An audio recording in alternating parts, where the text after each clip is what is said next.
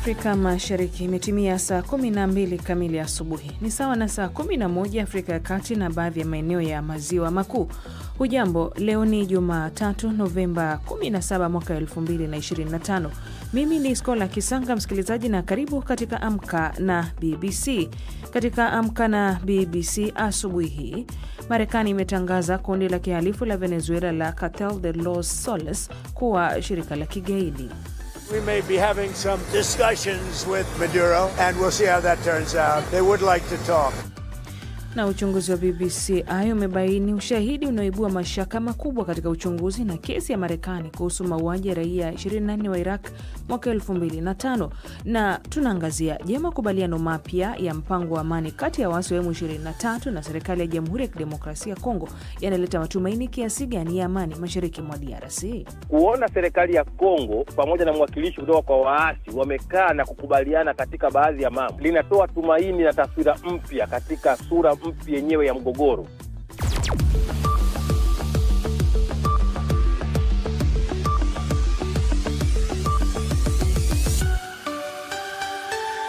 Na kabla ya kuangazia undani wa taarifa hiyo, kulia kwangu hapa studioni mwenzangu Halima Nyanza na kusomea muktasari wa habari za ulimwengu. Halima, karibu. Asante Skola, na habari msikilizaji.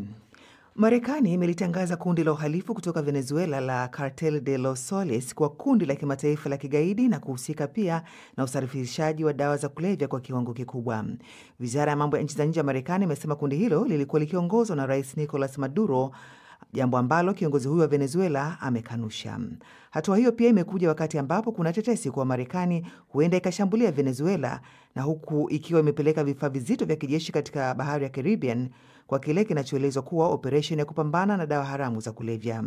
Rais Maduro amekitumia kila njia kuwatuliza wananchi wake juu ya kitisho hicho.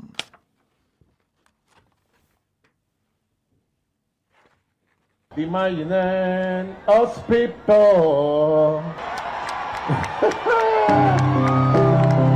Mira, son jodedores, vale. Mamlaka nchini Jamhuri ya Kidemokrasia ya Kongo zimesema wachimbaji madini 32 wamekufa baada ya daraja kuporomoka katika machimbo ya Cobalt kusini mashariki mwa nchi hiyo. Zaidi na Esther Luambano.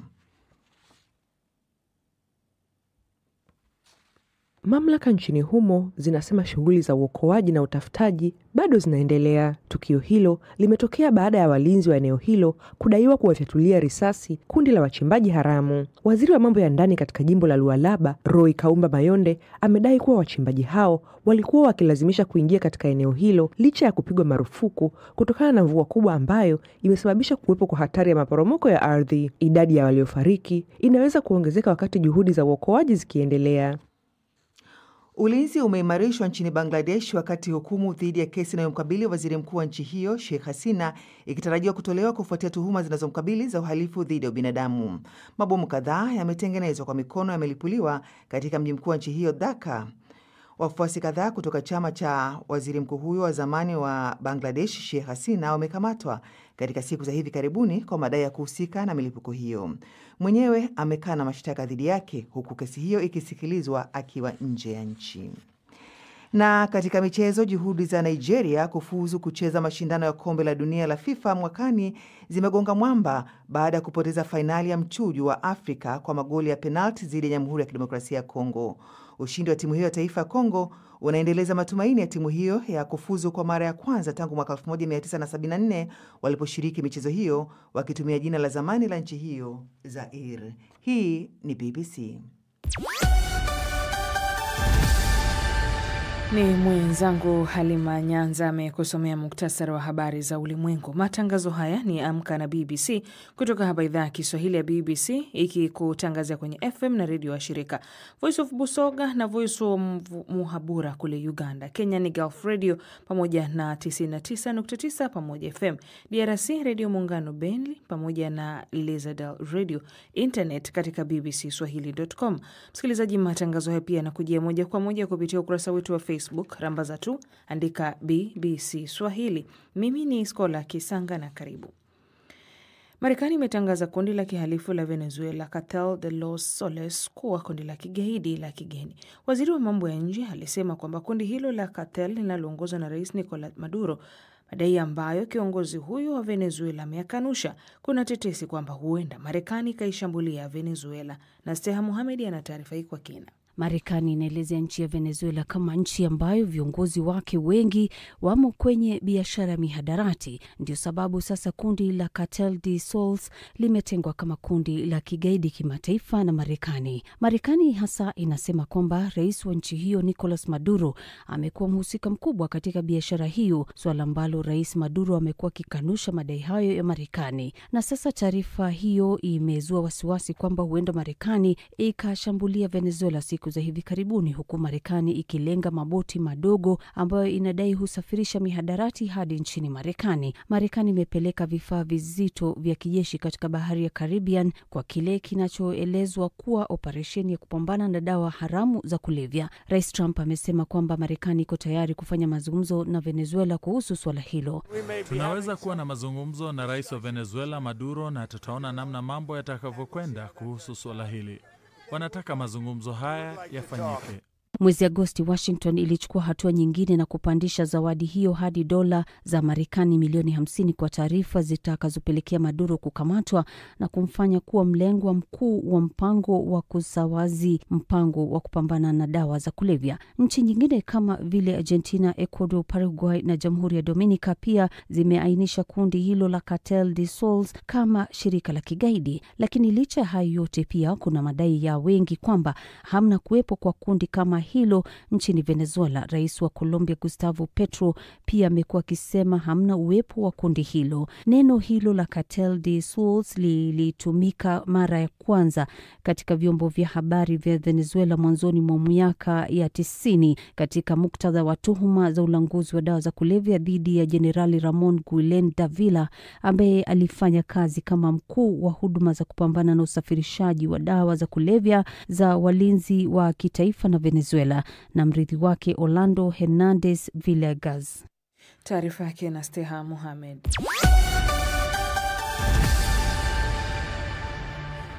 Baada ya mahakama ya kimataifa ya mauaji ya kimbari ya Rwanda mjini The Hague, Uholanzi, kuamua kwamba Felicie Kabuga aliyetuhumiwa kwa mauaji ya kimbari ya mwaka 1994 hafai kusafirishwa kwenda Rwanda, familia yake imekaribisha uamuzi huo, huku jumuiya ya manusura wa mauaji ya kimbari nchini Rwanda Ibuka ikiomba iwapo afya yake itaimarika basi ahamishiwe Rwanda. Kutoka Kigali, ifuatayo ni taarifa ya mwandishi wetu Ive Buchana. Mahakama ya IRMCT ambayo sasa inasikiliza kesi zilizoachwa na iliyokuwa mahakama ya kimataifa ya mauaji ya kimbari ya Rwanda ICTR ilifanya uamuzi huo Ijumaa baada ya zaidi ya miaka miwili ya mabishano kati ya upande wa utetezi wa Kabuga na upande wa mashtaka. Kabuga anatuhumiwa kwa uhalifu wa mauaji ya kimbari, ikiwa ni pamoja na kuwachochea wananchi moja kwa moja kufanya mauaji ya kimbari kupitia kituo cha redio na televisheni cha RTLM ambacho inadaiwa ndiye aliyekuwa mwanzilishi.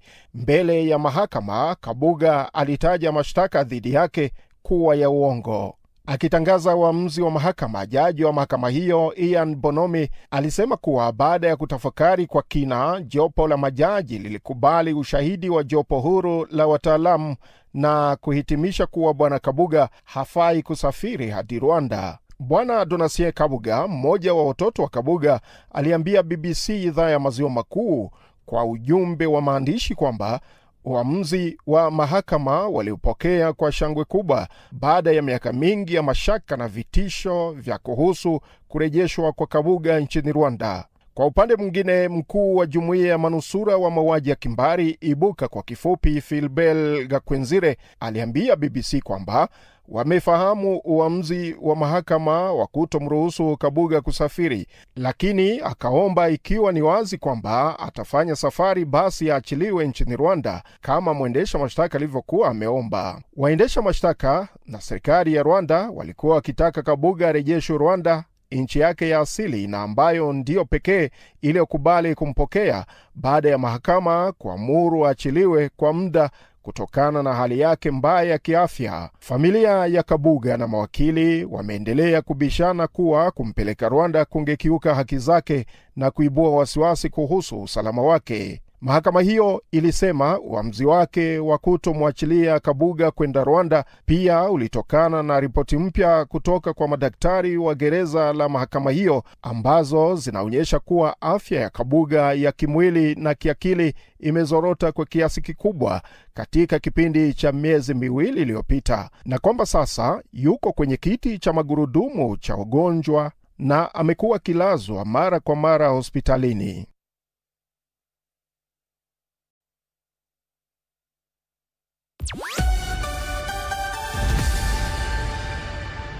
Ni taarifa yake Ive Buchana. Uchunguzi wa BBC umebaini ushahidi unaoibua mashaka makubwa juu ya uchunguzi na kesi ya Marekani kuhusu mauaji ya raia 24 wa Iraq mwaka 2005. Mauaji hayo yaliyofanywa na wanamaji wa jeshi la Marekani katika mji wa Haditha yalichochea uchunguzi wa muda mrefu zaidi wa uhalifu katika vita vya Iraq. Taarifa ya Lera El Gibali inawasilishwa na David Nkya. Safa Yunus alikuwa na umri wa miaka 13 pekee wakati wanajeshi wa majini wa Marekani walipovamia nyumba yao na kuwapiga risasi baba yake, mama yake, shangazi yake na ndugu zake 5. Mlango mweupe wa nyumba yao bado umejaa matundu ya risasi. At 6 o'clock, allegations that US Marines massacred Iraqis. Katika taarifa ya BBC saa 6 usiku, madai kwamba wanajeshi wa Marekani waliwaua raia wa Iraq. Wabunge wanauliza, je, jeshi la Marekani lilificha ukweli? Tarehe 19 Novemba 2005, bomu lililotegwa kando ya barabara lililipua msafara wa jeshi la wanamaji la Marekani na kuua mwanajeshi mmoja na kuwajeruhi wengine 2. Wanajeshi wa majini walianzisha shambulio la nyumba kwa nyumba ambalo lilisababisha vifo vya raia 24 wa Iraq. Walikuwa watu wasio na hatia. Hatukuwa tumeshtakiwa kwa lolote. Hatukuwa na silaha yoyote ndani ya nyumba. Nataka watu waliofanya hivi wawajibishwe na waadhibiwe na sheria. Mike Maloney ni mtaalamu wa uchunguzi ambaye alichunguza tukio hilo na akachunguza chumba ambacho familia ya Safa iliuawa. Chumba hicho cha kulala kilikuwa cha kutisha. Tuligundua na kile kilichoonekana kuwa watu wazima 2 na watoto 5 ambao kimsingi waliua kwenye kitanda.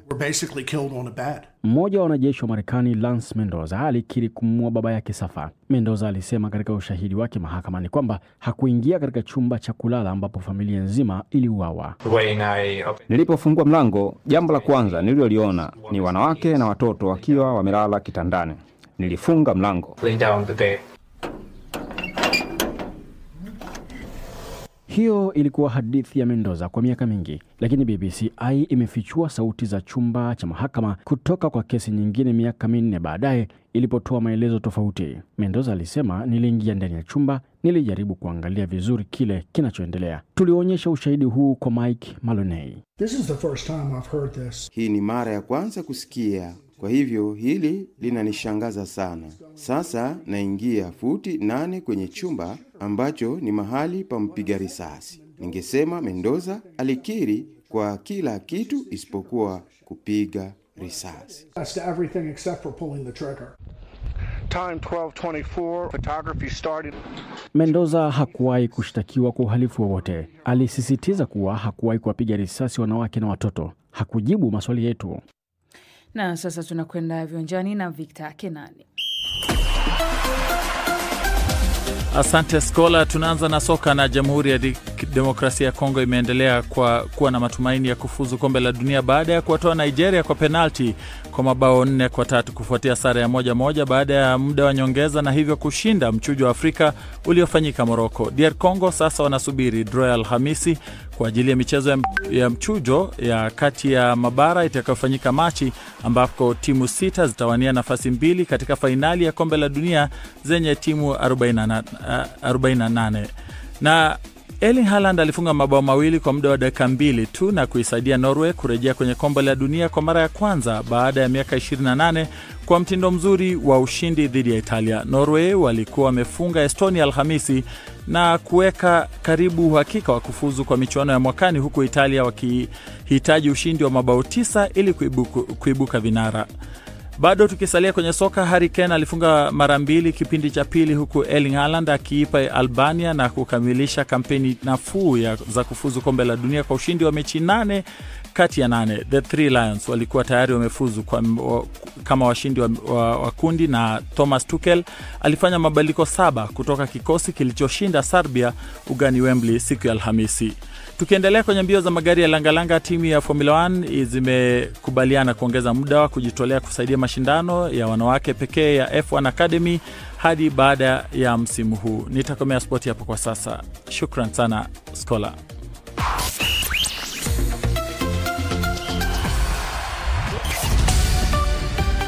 Matangazo ya Amka na BBC, na habari kuu asubuhi ya leo ni pamoja na Marekani imetangaza kundi la kihalifu la Venezuela Cartel de los Soles kuwa kundi la kigaidi. Uchunguzi wa BBC umebaini ushahidi unaoibua mashaka makubwa katika uchunguzi wa kesi ya Marekani kuhusu mauaji ya raia 24 wa Iraq mwaka 2005, na tutaangazia je, makubaliano mapya ya mpango wa amani kati ya waasi wa M23 na serikali ya Jamhuri ya Kidemokrasia ya Kongo yanaleta matumaini kiasi gani kwa amani mashariki mwa DRC.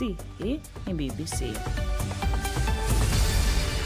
Unaendelea kusikiliza idhaa ya Kiswahili ya BBC. Msikilizaji, imetimia saa 12 na dakika 16 Afrika Mashariki, sawa na saa 11 na dakika 16 Afrika ya Kati na baadhi ya maeneo ya Maziwa Makuu. Mimi ni Scholar Kisanga, na karibu tuendelee kufahamishana yale ambayo tumekuandalia asubuhi ya leo. Ikiwa ni pamoja na kumekuwa na matumaini ya kuimarishwa kwa amani na usalama mashariki mwa Kongo DRC baada ya wajumbe kutoka serikali ya Kongo na wale kutoka kundi la waasi wa AFC M23 kutia saini makubaliano mapya ya amani ya kumaliza vita, ambapo kumeshuhudiwa muendelezo wa mazungumzo kwa lengo la makubaliano kamili ya amani huko DRC. Kutoka Goma, Chube Ngorombi ametutumia taarifa ifuatayo. Wakati pande hizi mbili zikiwa Doha kusaini makubaliano hayo, ambapo macho na masikio ya wananchi wa Kongo na ulimwengu waelekea, ukiwa na matumaini ya kuhimarisha kwa amani na usalama nchini Kongo, Tume ya Muungano wa Afrika hapo jana Jumapili ilikaribisha kusainiwa katika Doha mkataba wa makubaliano kamili ya amani kati ya serikali ya Jamhuri ya Kidemokrasia ya Kongo na AFC M23, ikielezea hatua hii kama historia. Katika taarifa kwa waandishi wa habari, tume inaamini kwamba maandishi haya hufanya maendeleo makubwa kuelekea utulivu katika mashariki mwa Jamhuri ya Kidemokrasia ya Kongo, ujenzi wa ujasiri na matibabu ya sababu za mzozo. Afrika inasalimu ujasiri, dhamira ya kisiasa na kujitolea kwa mazungumzo ya pande zote. Kwa hayo, raia wa kawaida mashariki mwa Kongo wameelezea hapa hisia zao. Ndiyo, ile ni ujumbe wa furaha sana. Tunashukuru sana kabisa, waendelee vile. Nduka hakuna mwenyane hizi pinga ile mpango gisi mko naendelesha mbele. Bora tu wakamilishe gisi wanasema, sababu vitu wenyewe wanasemaka mbena habata vikamilisha mzuri, njo tunakosa kama ni namuna gani. Vraiment batusaidie kututosha mwaima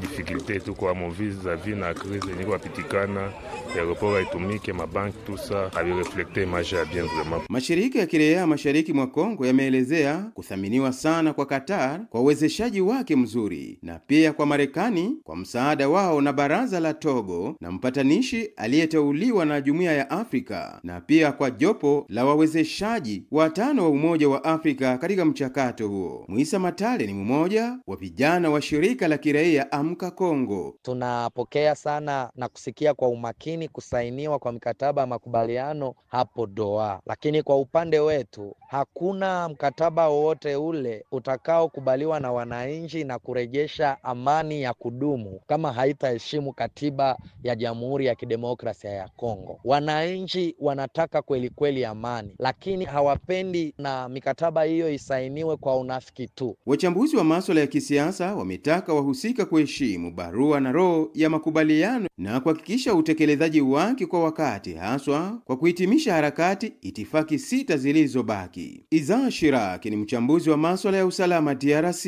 Hatujui kama utiaji wa mikataba ile utaleta amani ya kudumu sehemu ya mashariki ya nchi yetu ya Kongo, kwamba kuna mikataba mingi ambayo imeshatiwa na ambayo mpaka sasa haijaleta tija au amani ya kudumu Kongo, kwamba pande zote mbili ziwe zinaridhia na kukubali ya kwamba ile mikataba itatumika kwa ajili ya kuleta amani ya kudumu. Haya yanajiri wakati ambapo mkutano wa 9 wa kimataifa juu ya ukanda wa maziwa makuu ukifungwa Jumamosi Novemba 15 huko Kinshasa. Washiriki walitaka nchi wanachama kuunga mkono mchakato wa amani katika Jamhuri ya Kidemokrasia ya Kongo.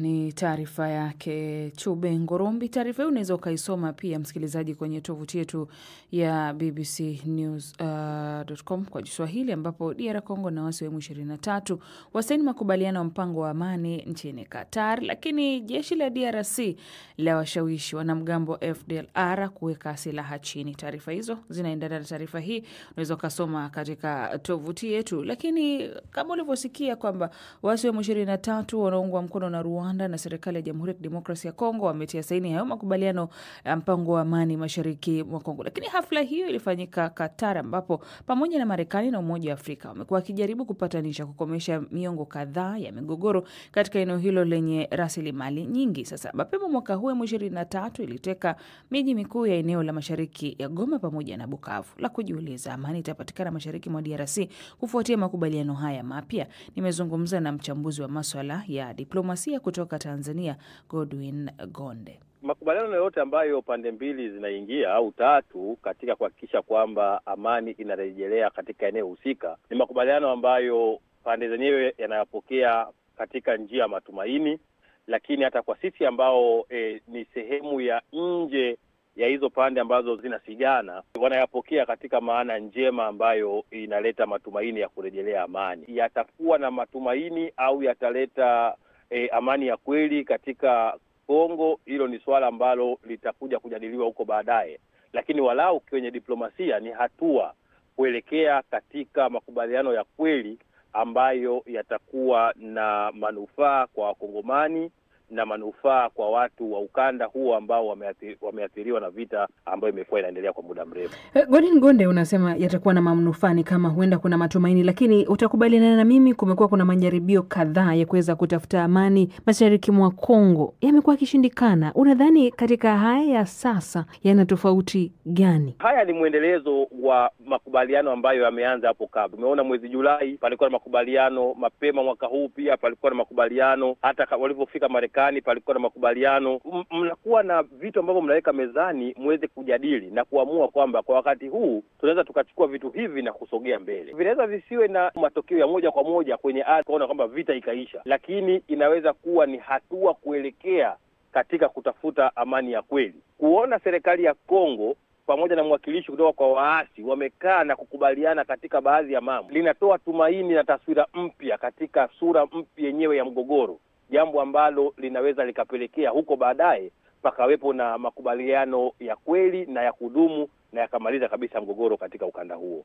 Kinshasa yenyewe imekuwa ikidai inataka kuondolewa kwa wanajeshi wa Rwanda kutoka eneo lake, lakini Kigali yenyewe inasema hili litaweza kutokea mara tu pale waasi wa FDLR ambao na makao yake DRC watakaposambaratishwa. Inawezekana hii kawa ndio tatizo kubwa? Inaweza kuwa ni sehemu ya tatizo, lakini mgogoro huo una vitu vingi. Unajua, nafasi ya Rwanda katika mgogoro huo imekuwa ikibadilika. Mara ya kwanza walikataa kwamba wao si sehemu ya mgogoro, lakini baadaye tunaona kwamba wanakubali na wao wakiweka baadhi ya masharti katika makubaliano kwamba labda kikundi hiki kisiwepo, kikundi hiki kiwepo, na hiyo inaonesha kwamba ushirika wa Rwanda si jambo ambalo la kupuuzwa.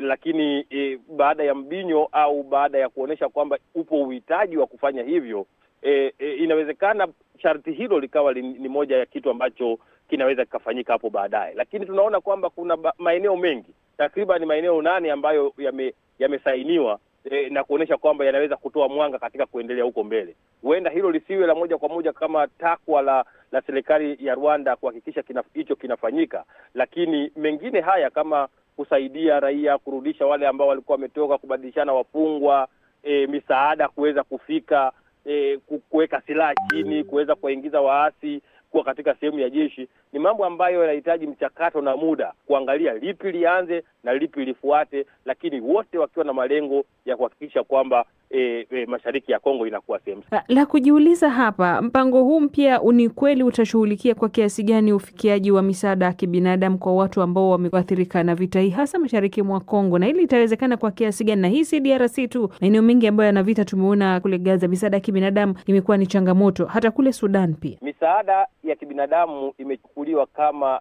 silaha mojawapo katika machafuko. Watu wananyimwa chakula, watu wananyimwa madawa, watu wananyimwa misaada, ikiwa ni njia mojawapo ya kuonesha labda upande ambao unadhibiti hilo eneo unawakomoa watu wale au inawatumia watu wao kama kinga ya kuhakikisha kwamba matakwa yao yanaweza kufikiwa. Swala la misaada katika ukanda huo ambalo limepewa kipaumbele, misaada ya kibinadamu, ni takriban watu zaidi ya milioni 6 wameondoka, lakini kuna ambao wako hapo ndani mashariki mwa Kongo ambao wanakosa huduma za moja kwa moja ambazo wangeweza kuzipata, kwanza kutoka katika serikali ya Kongo, na pili kutoka katika mashirika ya kimataifa ambayo yamekuwa yakitoa msaada katika upande huo.